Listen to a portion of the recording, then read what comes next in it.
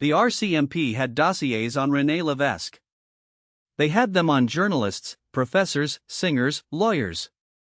At its peak in the 1970s, the security service of the RCMP had amassed files on hundreds of thousands of Quebecers, most of whom had committed no crime at all. The agents weren't just listening.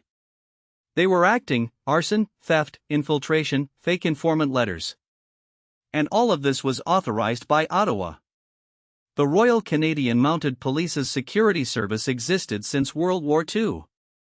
Its official mission: to protect Canada from foreign espionage and domestic terrorism. In the 1960s and 1970s, its definition of domestic terrorism expanded to include the Quebec separatist movement, a peaceful and democratic political movement seeking Quebec's independence through the ballot box.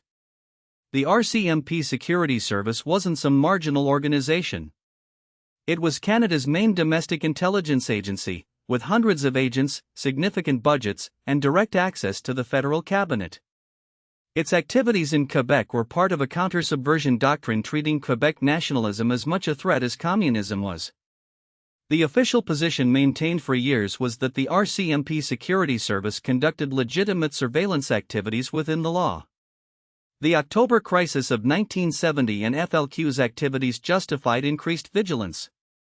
The agents acted to protect Canada's democracy against forces wanting to destroy it. Any excesses were isolated incidents, not institutional policy. This version collapsed in 1977 when successive revelations forced the Trudeau government to create an independent investigative commission, the Macdonald Commission, named after the judge presiding over it. What the commission discovered between 1977 and 1981 changed what Canadians believed about their national police force. The Macdonald Report, submitted in 1981, documents dozens of unlawful operations conducted by the RCMP Security Service between the 1960s and 1970s. Among them, stealing the membership list of the Part 1 Québécois during a break-in at the party's offices in 1973.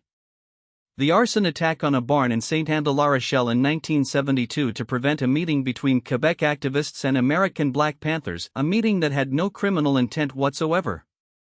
Operation Cathedral, systematic infiltration of political, union, and student groups by undercover agents.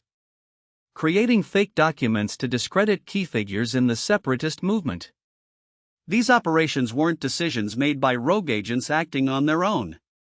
The Macdonald Commission established they were known and approved by RCMP hierarchy, and that federal government officials were aware of some of them.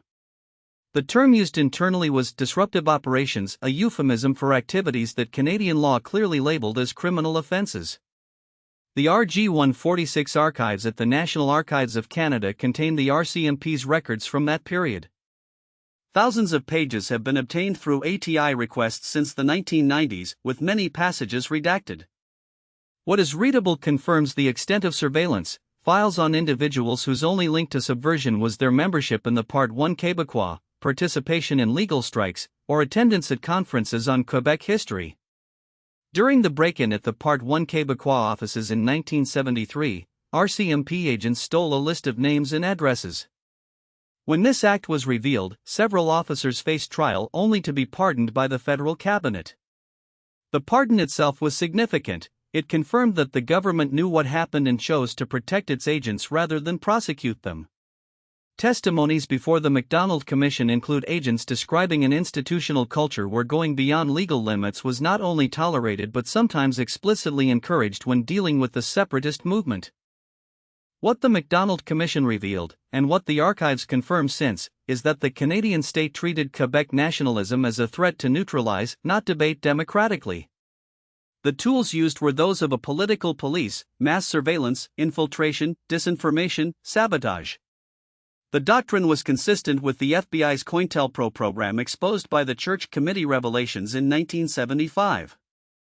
Like the FBI, the RCMP didn't distinguish between violent militants and citizens expressing legal political opinions. The target wasn't terrorism. It was the very idea that Quebec might democratically choose its own future. The Macdonald Commission recommended separating police and intelligence functions in 1981. The Canadian Security Intelligence Service, SISE, was created in 1984. now, theoretically, under separate parliamentary oversight. No RCMP officer has ever been convicted for the unlawful activities documented by the Macdonald Commission.